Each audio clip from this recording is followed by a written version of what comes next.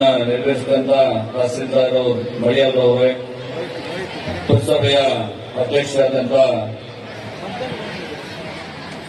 Shrimati Sudha V Niranjan Kumar ಅವರೇ, ಉಪಾಧ್ಯಕ್ಷರಾದಂತ Shrimati gonna Dinesh ಅವರೇ, ಮಾಜಿ ಪುರಸಭೆಯ ಅಧ್ಯಕ್ಷರಾದಂತ ರಘುನಾಥ್ ಅವರು, ಹೈನುಗಾರಿಕೆ ಸಮಸ್ಯೆಯನ್ನ ಆಲಿಸಿ ಆನೇಕಲ್ ತಾಲೂಕಿನ ನಮ್ಮ ರೈತರು, ರೈತ ಮುಖಂಡರು ಹಾಗೂ ನಾನು ಸೇರಿದಂತೆ ನಮ್ಮ ಸರ್ಕಾರದ ಮೇಲೆ ಒತ್ತಡ ಹೇರಿ ಈ ಸಮಸ್ಯೆಗೆ ಪರಿಹಾರದ ಕುರಿತು ಮಾನ್ಯ ಮುಖ್ಯಮಂತ್ರಿಗಳು ಹಾಗೂ ಕಂದಾಯ ಸಚಿವರಿಗೂ ಒತ್ತಡ ನೀಡಿ ಈ ದಾಖಲೆಗಳನ್ನು ಪ್ರಸ್ತುತ ಸಾಲಿನಲ್ಲಿ ಭೂ ದಾಖಲೆಗಳ ಇಲಾಖೆ ವತಿಯಿಂದ ಹೊಸದಾಗಿ ಆಕಾರ ಬಂದನ್ನು ಪುನರ್ ನಿರ್ಮಾಣಗೊಳಿಸಿ ಮುಂಬರುವ ದಿನಗಳಲ್ಲಿ ಸದರಿ ದಾಖಲೆಗಳನ್ನು ಆ ಗ್ರಾಮದ ರೈತರುಗಳಿಗೆ ಉಚಿತವಾಗಿ ನಕಲು ಪ್ರತಿಗಳನ್ನ ನೀಡಲಾಗುವುದು.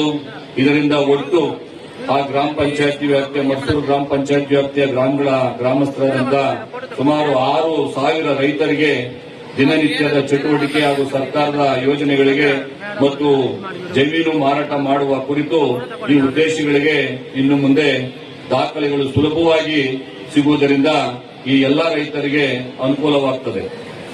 ಆಕಾರ ಬಂದ್ ಪುನರ್ ನಿರ್ಮಾಣಕ್ಕೆ ಶ್ರಮಿಸಿದ ನಮ್ಮ ತಾಲೂಕಿನ ಆಡಳಿತ ವರ್ಗ ಮತ್ತು ಭೂ ದಾಖಲೆಗಳ ಇಲಾಖೆಗಳಿಗೆ ನಾನು ನಮ್ಮ ತಾಲೂಕಿನ ಜನತೆಯ ಪರವಾಗಿ ಅಭಿನಂದನೆಗಳನ್ನು ಸಲ್ಲಿಸುತ್ತೇನೆ.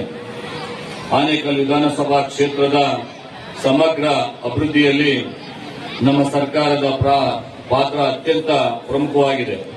ಇವತ್ತು ಆನೇಕಲ್ ತಾಲೂಕಿನ ಹಿಂಡ್ಲವಾಡಿಯ ಸೂರ್ಯನಗರದಲ್ಲಿ ಸುಮಾರು 100 ಎಕರೆ ಪ್ರದೇಶದಲ್ಲಿ ಮಾನ್ಯ ಮುಖ್ಯಮಂತ್ರಿಗಳು ಸಭೆಯನ್ನು ಕರೆದು ಇವತ್ತು ನಮ್ಮ ತಾಲೂಕಿನಲ್ಲಿ ನಮ್ಮನ್ನು ಕೂಡ ಕರೆದಿದ್ರು.